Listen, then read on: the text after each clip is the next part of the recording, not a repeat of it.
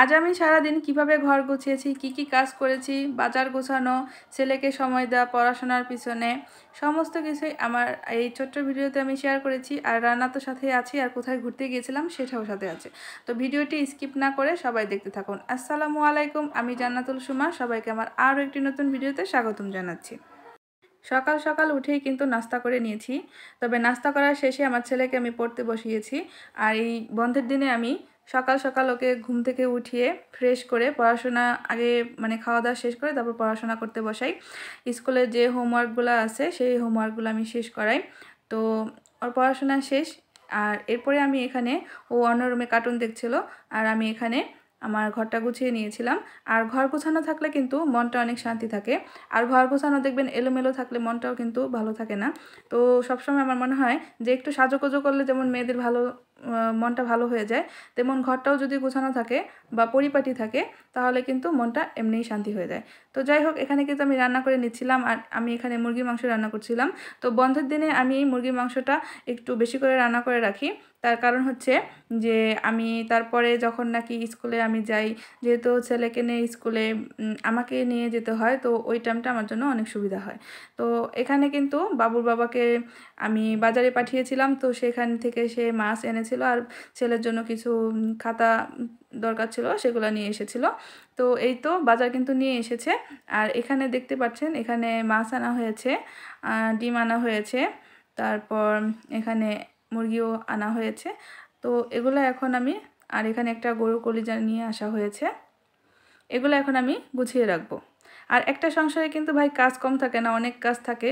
যে মেয়েরা অনেকে হয়তো মনে করে যে কাজ করে না, আসলে মেয়েদের কিন্তু কাজের, একটা ঘরণী একটা বোর কিন্তু কাজের শেষ থাকে না। যে একটা সময় দেখবেন যারা অফিস করে তাদের কিন্তু একটা ছুটির দিন থাকে, কিন্তু আসলে যারা নাকি গৃহিণী তাদের কিন্তু ছুটির দিন বলতে কিছু নাই, ছুটির দিন আরও বেশি কাজ থাকে আমার কাছে মনে হয়। তো যাই হোক, এখানে কিন্তু আমি মুরগির মাংসটা কষিয়ে নিয়েছিলাম, এরপর আমি এখানে বেশি করে ঝোলের পানি দিয়ে নিয়েছি। আর মুরগিটা এখন আস্তে আস্তে রান্না হতে থাকবে। আর এখানে আমি দুপুরবেলা এখানে গোসল টোসল করে তারপরে ফ্রেশ হয়ে এখানে চলে এসেছি আমার বাগানে। এখানে আমি কাপড় মেলতে এসেছিলাম, এসে দেখি আমার বাগানের ফুলগুলা। তো এখানে একটু ভিডিও করে নিলাম, আর এই ফুলগুলা দেখলে কিন্তু আমার মন অনেক শান্তি হয়ে যায়। তো এখন কিন্তু দুপুরে খাবার খেয়ে নিচ্ছি, আমার ছেলেকে আমি খাওয়াই দিয়েছি, এরপর আমি নিজে খেয়ে নিচ্ছি। আর এই কলিজা ভুনাটা এত টেস্টি হয়েছিল, যাকে বলে গরুর কলিজার কালা ভুনা, এত মজা হয়েছিল। এটা রেসিপি আপনাদের সাথে শেয়ার করব নেক্সট টাইমে। তো আজ আমি পুরোপুরি কোনো রেসিপি শেয়ার করি নাই, শুধু আমার লাইফস্টাইলের সব কিছু কিছু অংশ আপনাদের সাথে শেয়ার করলাম, সব তো আর শেয়ার করা সম্ভব না। তো যাই হোক, এরপরে আমরা সন্ধ্যার দিকে একটু বের হয়েছিলাম ঘুরতে। আমাদের এখানে শীতের মেলা হচ্ছিল, শীতের মেলা না কিসের মেলা আমি জানি না, আমার কাছে মনে হয় সন্ধ্যার দিকে দেখবেন যে এখন কিন্তু পরিবেশটা একটু ঠান্ডা, আগের মতো গরম নাই। তো এই পরিবেশে একটা মেলা হচ্ছে এখানে। তো সেই মেলায় আমরা গিয়েছিলাম। আর এখানে আমি দেখছি ওই যে অনেক কিছুই উঠেছে, আর এই চুড়িগুলো আমার কাছে ভালো লেগেছিল, দেখছিলাম ঘুরে ঘুরে। তো এই চুড়িটা আমার কাছে বেশ ভালো লেগেছিল, কালোর মধ্যে। আমি আসলে ছোট ছোট কিছু ভিডিও করে রাখি, তার কারণ হচ্ছে যে আমি চাই যে আমার এই স্মৃতিগুলো আটকানো থাকুক। আর এটাই হলো আমার মেন উদ্দেশ্য ভিডিও ছাড়ার।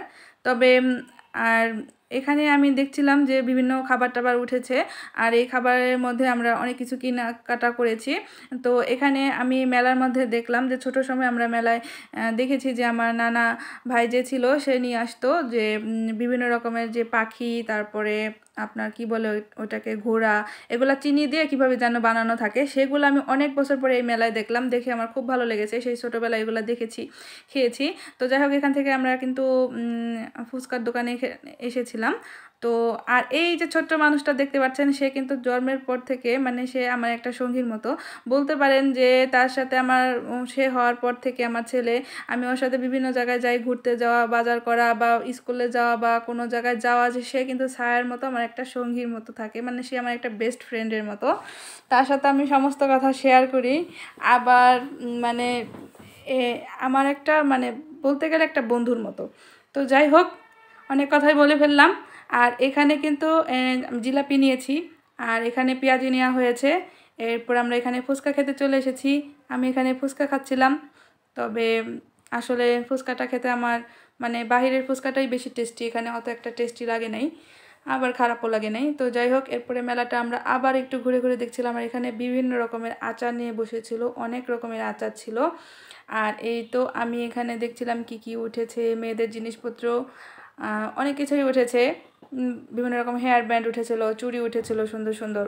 এগুলো আমি ঘুরে ঘুরে দেখছিলাম, আর ভালোই লাগছিল দেখতে। আর এই যে দেখুন, তার কাজ সে করছে, সে কিন্তু গাড়ি দেখছে। তার মানে মানে কথায় কথায় যেখানেই যায় না কেন সে গাড়ি দেখতে চলে যায়, মানে গাড়ি কিনবে, গাড়ি কিনে আর মন ভরে না। তো যাই হোক, আর এখানে কাঠের অনেক জিনিসপত্র উঠেছিল, বিভিন্ন রকমের কড়াই, তারপরে পিঠার যে শাঁস, এগুলো উঠেছিল। এগুলাও ঘুরে ঘুরে দেখছিলাম, তো ভালোই লাগছিল। আর